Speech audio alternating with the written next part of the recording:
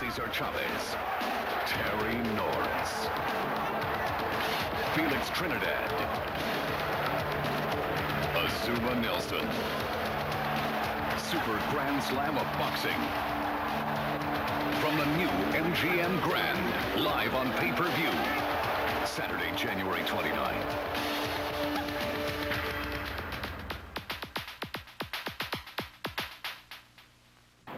There are those who say the glory of Julio Cesar Chavez is past, that he is no longer the world's greatest fighter. But as Frankie Randall, the #1 contender, will see, he has much to fear from the Lion of Culiacan. Chavez versus Randall, the Super Grand Slam of Boxing. 4 championship fights, Saturday, January 29th, live on pay-per-view. From the new MGM Grand, Las Vegas. Why do they call Terry Norris the terrible one? Maurice Blocker will tell you he's not so terrible. And so will Joe Gaddy, and Pat Lawler, and Meldrick Taylor.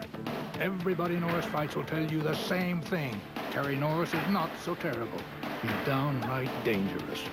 Terry Norris, part of the Super Grand Slam of Boxing. 4 championship fights, Saturday, January 29th, live on pay-per-view. From the new MGM Grand, Las Vegas. Camacho, a 2-time world champion. Felix Trinidad, a newly crowned champion. He's a flashy veteran of the ring. He's a silent destroyer. The pride of Puerto Rico is at stake. Trinidad versus Camacho. Saturday, January 29th, live on pay-per-view.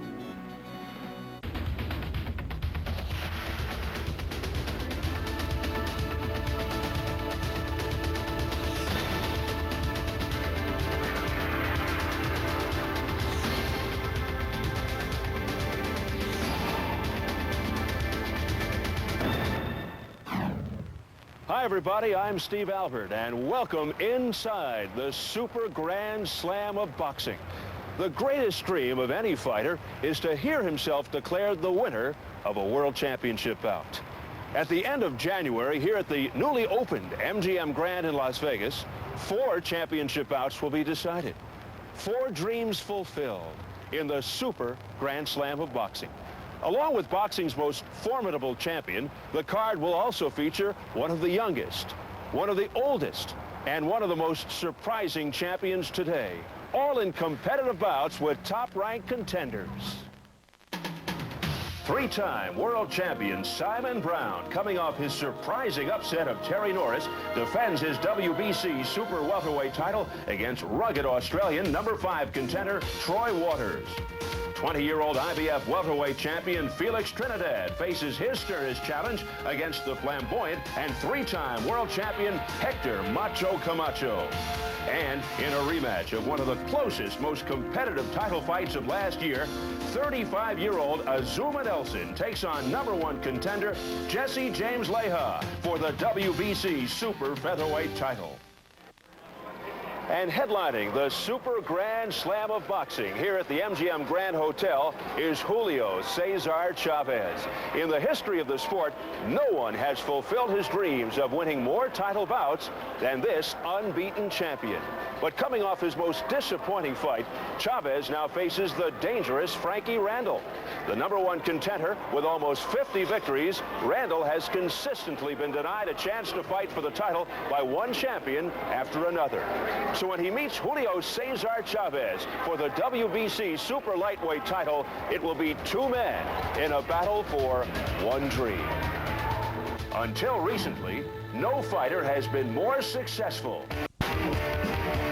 than the unbeaten Julio Cesar Chavez. Besides his 5 world championships and 25 title defenses, he had won 87 fights and was universally recognized as the greatest pound-for-pound fighter today. But on September 10th, for the first time ever in his 13-year professional career, Chavez did not hear his name announced the winner. Moving up to his 4th weight class, he challenged fellow 5-time champion Pernell Whitaker. For For the first 5 rounds, neither could gain an advantage. But as the bout progressed, Whitaker's speed, size, and brilliantly executed game plan took control. I felt a little desperate because I wasn't able to fight the fight I wanted to fight. I found myself in a very awkward position. I'm usually always in control. This time, I wasn't in control. At the final bell, most believed Whitaker had won convincingly and were shocked at the decision. Ladies and gentlemen, after 12 rounds of boxing, the decision is a majority decision draw. I felt that although I didn't win outright, I had pressured Whitaker to such an extreme that the decision should have been in my favor. Not many agreed with Chavez or the judges. And although he would go on to win 2 more bouts, they wonder if he is no longer invincible. The reason I think I can beat Chavez is I'm hungry. I want a championship fight. I want to be able to hold a championship, defend the thing, and make some money, and make my career successful. Frankie Randall is certainly a hungry fighter. While Chavez was enjoying the success of his championships, fighting in sold-out stadiums to millions of adoring fans, Frankie Randall from the small town of Morristown, Tennessee, was learning his craft in obscurity, slowly but surely earning a reputation in boxing circles. And for the people who hadn't seen me, I'm a boxing puncher. I have good speed, good power in both hands, all-around, well-equipped professional fighter. Over the last 10 years, Randall has compiled 48 victories in 51 fights, 39 of them by knockout. But despite this, or because of it, no champion has given him a title fight. It's taken me a long period of time, more than any other fighters, but I've struggled with that. Thought about giving up the game several times, but it's in my blood. I've been doing it since I was 9 years old. I enjoy it. I think I'm good at it, and I love boxing. Does Frankie Randall have the strength and desire to beat Julio Cesar Chavez and finally become the champion of the world? Or will Julio Cesar Chavez continue his winning ways, proving the Whitaker fight was just an aberration in an otherwise perfect career? Frankie Randall is the kind of fighter that really works into my style because he'll come after me. After all those wins, it was very shocking to hear a draw. But I recognize that Randall's style is very different from Whitaker's. This time, I'll be much hungrier. I have the skills to beat any of the champions out there. Chavez happened to be the one I'm fighting that night. And so it's going to be my chance to prove that I am one of the world's greatest fighters also.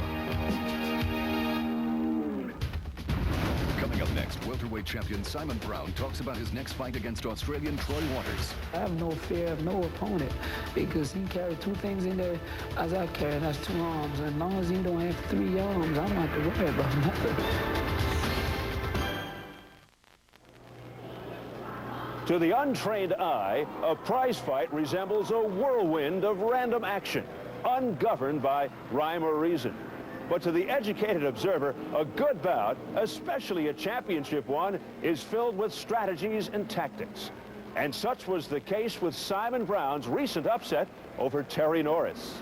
How did he become the first in almost 5 years to beat Norris? What secrets did he see? What strategies did he employ? And more importantly, how will he now prepare to fight the tough Australian and number 5 contender, Troy Waters, who is the next to step into Simon Brown's line of fire? When former 2-time world champion Simon Brown entered the ring against Terry Norris, not many believed he had a chance to win. After all, Norris was considered to be one of the greatest pound-for-pound fighters today, while Brown had recently lost his welterweight title and had gone through eye surgery for a detached retina. I think this fight was the biggest fight of my career. This fight was like do and die. Either after this fight, if I was going to continue to fight, or if I was going to say that's it for boxing. While preparing for this fight, Brown and trainer Adrian Davis diligently studied Norris's fights, finding serious flaws in his aggressive style. Norris, they observed, positioned his hands to the side of his head, leaving his chin and face exposed to jabs and straight shots. And they noticed he planted his feet parallel to one another, inhibiting his mobility, balance, and speed. And most importantly, when Norris attacked, he swung widely, never pulling back his hands for defense. You go out for kill and don't think about keeping his chin tucked or ride with punches, you know. So we going in the gym, and when we're strong, we make sure that when the guy punching, we just don't go lock on defense. And by taking advantage of these mistakes, Simon Brown turned his fight with Terry Norris into a record. He stuck him with a left hand, and it is a knockdown. He's in trouble. Brown continues to show them. And look at this, Norris is stunned. Terry Norris is down. The minute he landed, I knew it was history. So that's why I threw my hand up and said, this. So I was so glad that my prior dreams had come through, that I fall down on the ground, and, you know, everybody was so happy too. They fall on me because, you know, I helped set the world on a fight like that. Now, Brown defends his newly acquired title against Troy Waters, the only other fighter in over 4 years to knock Norris off his feet.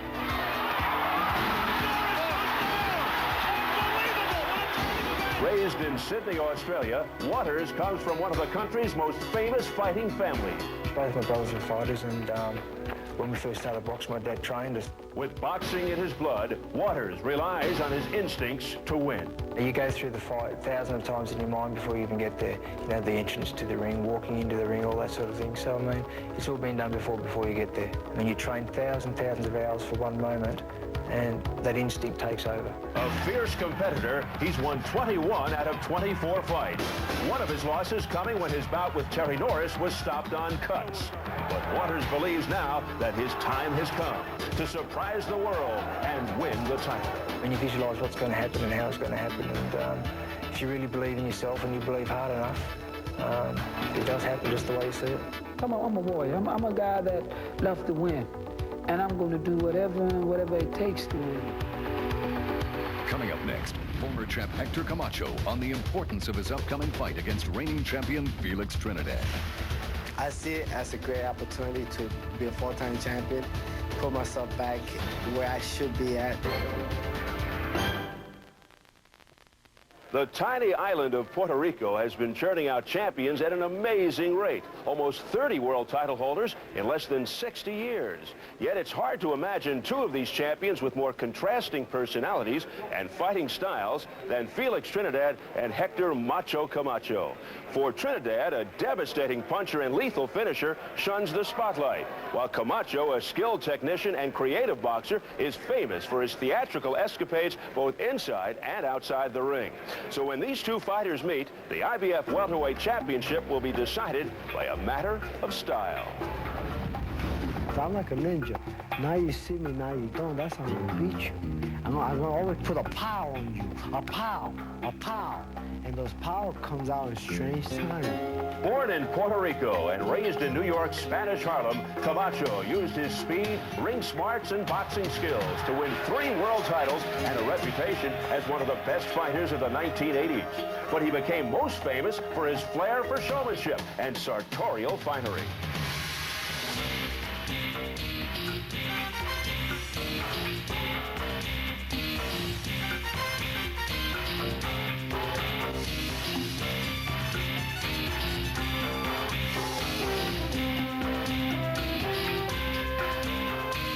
Some people like it, some people don't. That's the name of the game. Yet his flamboyant behavior and remarkable success inside the ring were often overshadowed by his problems in the street, including a recent house arrest for assaulting a police officer. When you're very successful, you become very comfortable. You know, you're easy to get to. And things happen, you know. Maybe I could have regretted, maybe I couldn't help it. After 11 years and 42 victories in 43 fights, Camacho met Julio Cesar Chavez in one of the most highly anticipated lightweight bouts. Camacho had problems making weight, and many believed the hard-hitting Chavez would knock him down, if not out, for the first time in his career. 2 words, all Chavez. Camacho is just taking a beating. At least he's fighting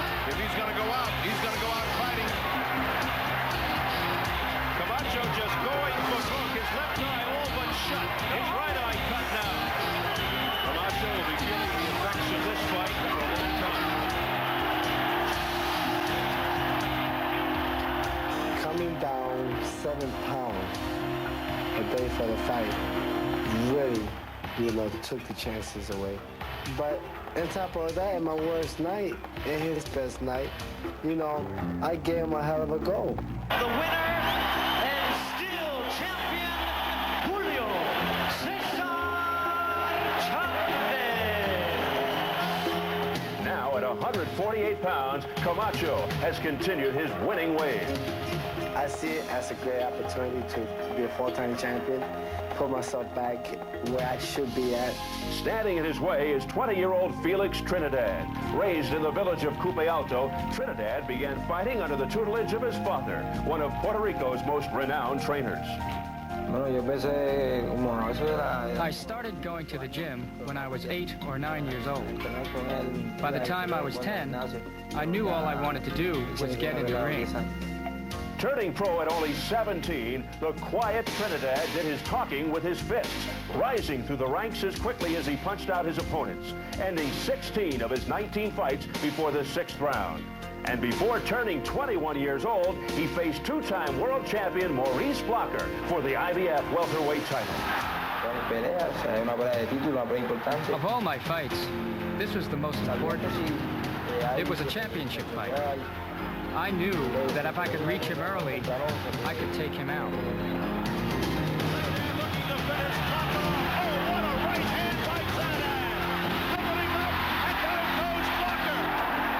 Since then, he demolished #1 contender Luis Gabriel Garcia in less than 1 round. But against tough journeyman Anthony Stevens, he was rocked early in the fight.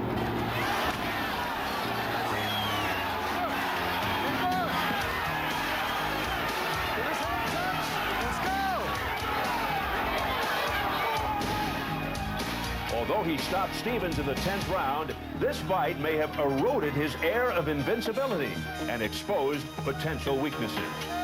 Now they see him fight his last fight. And a lot of professional pros, experts, I was seeing and looking that he's much too green for the Macho Man. Don't be surprised if it ends by a knockout. That's what it might take to stop Camacho. The first knockout of his career. Coming up next, world champ Azuma Nelson contemplates his rematch with Jesse James Leija. After the fight, I told him, no, don't fight me rematch. Because if he knew what I'm coming to do to him this rematch, I don't think he would take it.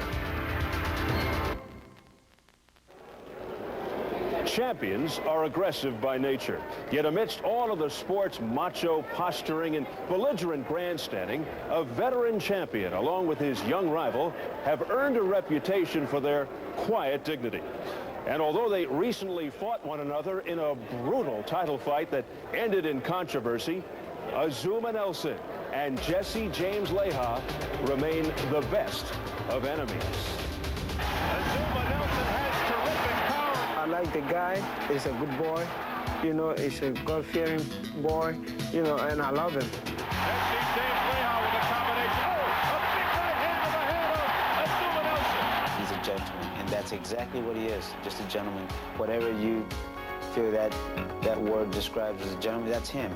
While the 35-year-old Azuma Nelson, with his stalking style and big punching power, has ruled the featherweight and super featherweight divisions for almost a decade, his greatest strength is his uncanny ability to anticipate an opponent's every move. I know everything. If you move your head, I know what you're going to do. Anything you do, I know what is coming after. That's why I've been beating them all the time. And the more Nelson fights an opponent, the better he gets. After a draw with Jeff Fennick, Nelson toyed with the undefeated champion in the rematch, finally setting up a picture-perfect trap. Look at Fennick's right side of the face is completely open. That's that hook. Right there it is. Right there it is. And down goes Fennick. As Nelson continued to travel the world, dominating his opponents, Jesse James Leija, a young fighter from America's Southwest, was making a name for himself. Relying on natural ability and good boxing skills, Leija rose through the rankings by winning all 26 of his fights. I've only been fighting since I was 19. I'm 27 now. 8 years. That's 2 years as an amateur. I'm getting better every fight. And he was at his best when he met Azuma Nelson for the WBC super featherweight title. In the earlier rounds, Leija used his speed and skill to score points and to avoid Nelson's punching power. Oh, nice right hand right on the button of Azuma Nelson by Leija. But as the fight progressed, Nelson's relentless pressure began to take its toll. Azuma Nelson has terrific power. He sure does look like he's trying to end it with one punch here. Leija taking a pummeling. I'll tell you what, right now, Azuma Nelson is totally in control. There's no quit Leija whatsoever. He really wants his championship. After 12 rounds. At the final bell, it was a close fight, one that could go either way. Winner and still champion, Azuma Nelson. I just looked at a manager or whoever I was looking at and just say, well, you know, that's the way it goes. But 5 minutes later, The sanctioning body has retotaled the scores. Now the decision is a split decision draw. I was a little bit annoyed because I told them, well, if they think they should let us continue right now here so that we see who's the right champion. He's not any younger. He's a professional, and I learned from that fight. I learned a lot from that fight, and I'm going to take that with me to my next fight. I'm Steve Albert, and thanks for watching Inside the Super Grand Slam of Boxing.